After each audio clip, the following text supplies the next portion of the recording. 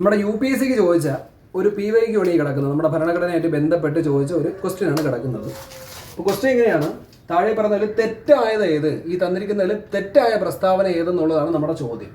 ഇതിലെ ഒന്നാമത്തെ സ്റ്റേറ്റ്മെന്റ് എന്ന് പറയുമ്പോഴത്തേക്കും നമ്മുടെ ഇന്ത്യൻ ഭരണഘടനയുടെ കയ്യെഴുത്ത് പ്രതിക്ക് 251 പേജസ് ആണുള്ളത്. ശ്രദ്ധിക്കുക, ഇതൊരു ഹിന്ദി പതിപ്പിനെ പറ്റിയിട്ടാണ് പറയുന്നത്. രണ്ടാമതായിട്ട് ഇന്ത്യൻ ഭരണഘടനയുടെ ഹിന്ദി പതിപ്പിന് 3.75 കിലോഗ്രാം ഭാരമുണ്ടായിരിക്കും. അടുത്ത സ്റ്റേറ്റ്മെന്റ് എന്ന് പറയുമ്പോഴത്തേക്കും പ്രേം ബിഹാരി നരൈൻ റൈസാദെ 10,000 രൂപയാണ് ഇതിന് പ്രതിഫലമായിട്ട് ചോദിച്ചിട്ടുള്ളത്. അപ്പോൾ ഇതിൽ തെറ്റായ ഓപ്ഷൻ എന്ന് പറയുന്നത് 3 ആണ്. മൂന്നാമത്തതാണ് ഇതിൽ തെറ്റായ ഓപ്ഷൻ എന്ന് പറയുന്നത്.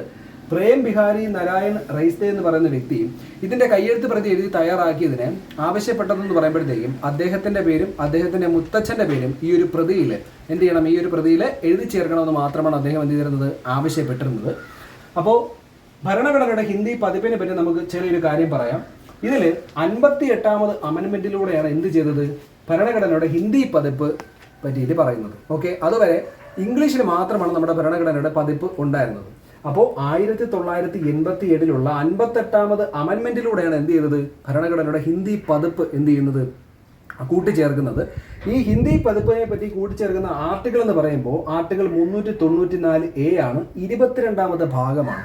അപ്പോൾ ഈ ഒരു അമെൻമെന്റിനെ പറ്റി നമ്മൾ പഠിക്കുമ്പോൾ ശ്രദ്ധിക്കേണ്ട കാര്യം 1987 58ാമത് അമെൻമെന്റ് പ്രകാരം കൂട്ടിച്ചേർത്തതാണ് ഈ പറയുന്ന ഭരണഘടനയുടെ ഹിന്ദി പതിപ്പ് എന്ന് പറയുന്നത്. 394 ഇതിൽ കൂട്ടിച്ചേർത്തിട്ടുള്ള ആർട്ടിക്കിൾ എന്ന് പറയുന്നത്. ഈ ആർട്ടിക്കിൾ പ്രകാരം ഇത്തരത്തിലുള്ള ഒരു ഹിന്ദി പതിപ്പ് തയ്യാറാക്കുന്നതിനുള്ള അധികാരം ആരിലാണ് നിക്ഷിപ്തമായിരിക്കുന്നത് ചോദിച്ചു കഴിഞ്ഞാൽ അത് രാഷ്ട്രപതിയിലാണ് നിക്ഷിപ്തമായിരിക്കുന്നത്.